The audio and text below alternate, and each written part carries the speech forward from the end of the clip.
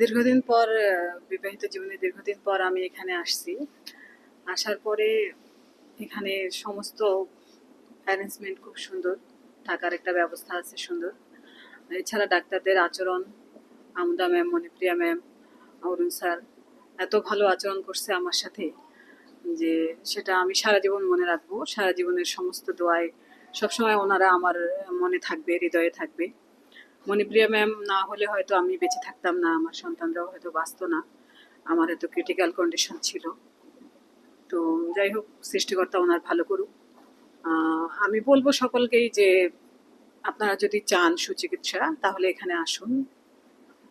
এখানে আপনারা, আমার মনে হয় আপনাদের মন মতো সমস্ত সার্ভিস পাবেন এবং মনের তার চেয়ে অতিরিক্ত আমি যেমন পেয়েছি, আমি আমার আশার চেয়ে অতিরিক্ত এখানে সার্ভিস পেয়েছি। আমি যা আশা করছি যে আমি কি পাবো, আমার কি হবে না হবে, কিন্তু সকলের আচরণ এত ভালো ছিল যে যা আমার ভাষায় প্রকাশ করা সম্ভব না হয়তো। আমার মনের মধ্যেই শুধুমাত্র সেগুলো ঘুরবে ফিরবে যে আমি এত ভালো আচরণ পেয়েছি, এত ভালো ট্রিটমেন্ট পেয়েছি, থাকার পরিবেশ, প্রতিটা বিষয় এত ভালো। এখানে গৌতম দা আছে, তিয়াশা দিদি।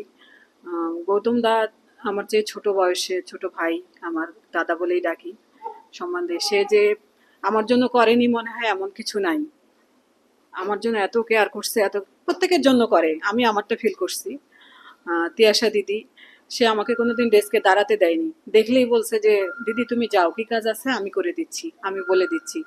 এখানকার ডাক্তার মণিপ্রিয়া ম্যাম, আমুদা ম্যাম, অরুণ স্যার যথেষ্ট ভালো মানুষ এবং তাদের আচরণ, তাদের চিকিৎসা পদ্ধতি সবকিছুই অসাধারণ বলা যায়।